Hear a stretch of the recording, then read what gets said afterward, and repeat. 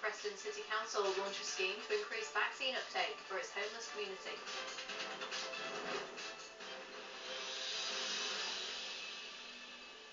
Hello, you're watching Headline News. I'm Holly Green and a very warm welcome to the programme. People sleeping rough in Preston will be offered accommodation as part of a drive to increase vaccination rates amongst the city's homeless and help them get off the streets in the longer term.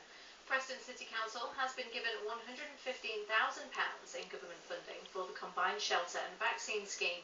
The City Council's Cabinet Member for Communities and Social Justice, Councillor Nwida Khan, told that TV more about why the homeless community need additional support from COVID-19. We've got to recognise that sometimes we forget that they are part of our society, they are the vulnerable, they are marginalised, and their lifestyles are such that they will be coming, knocking on doors and seeking that support because of their complexities.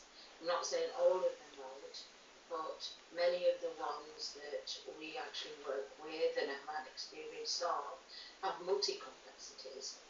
So it's about not forgetting and ensuring that all members of our society are included and have the option. And once again, I'm supposed to say have the option, so that if they want this vaccination, then they should get it. They should receive it, should I say. So hence, we've already had experience when the first lockdown and when the vaccinations came on board. We've had a lot of this busting to do as well, because they're not all happy to have been vaccinated. So we are aware of, some of the issues that we may encounter. Some of them have been vaccinated, but not all of them. So hence it is important it's that inclusive model, so that we are being very inclusive with our communities in Preston. Negotiations by Blackpool Council to acquire a key town centre site have got the go-ahead to proceed, including borrowing of nearly £1.8 million to help fund the deal.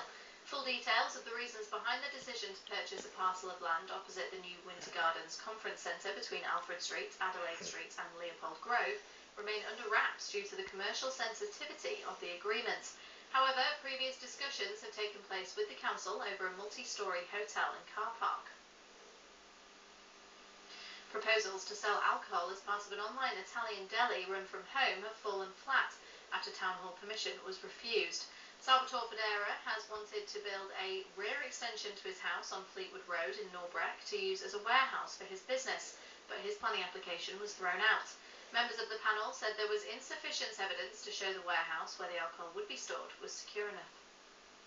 A new housing development in the north of Blackpool has got the go-ahead provided conditions are met, including the integration of affordable housing within the £13 million scheme.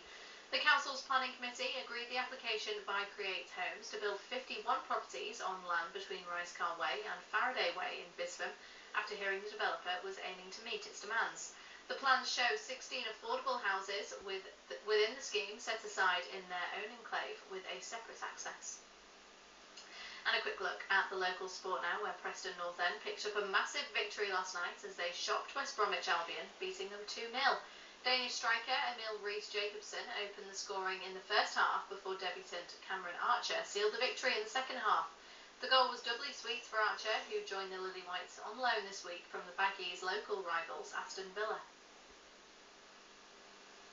And as always, we'd love to hear what you think, so please do get in touch with your views, or if you have a story of your own that should be on the show, follow us on Twitter or on @That'sTVLancs. Get in touch on Facebook, search That's TV Lancashire, or you can write to us, drop an email to lancashire@thats.tv. An exhibition based in Morecambe that has been running for the past 3 months is coming to an end next week, highlighting the urban transformation of Hulme in Manchester. Streets in the Sky was launched by Lancaster-based photographer Richard Davis at More Music in Morecambe after being inspired by the seaside town's West End area. Richard told That's TV more about the connections between the two places and his reflections from the exhibit. Exhibition currently on at the moment is called Streets in the Sky, and it's photos I took from about 30 years ago in the Hume estate in Manchester, where I was living at the time, in one of the 4 big crescents, and really what I didn't realise at the time, just probably how important this area was going to become, because I didn't know at the time, but it's all been knocked down now. It doesn't exist. So these photos that I've taken have really gathered momentum over the years. It was nice linking in the story that it was actually about 15 years ago in Morecambe. I was walking around the West End, and I got really inspired again to pick up my camera, because I hadn't really done a lot of photographs from about the mid-90s to about 2008. And I remember seeing loads of disused caravans in the west gate of Morecambe in the industrial estate, and I rushed home and got my camera, and that's it. That was the start, really, of my phase 2 of my photography, and I've been photographing many things again since then. And that's your headline news. Coming up next on That's TV, it's your local weather. But from me and all the news team here, it's goodbye for now.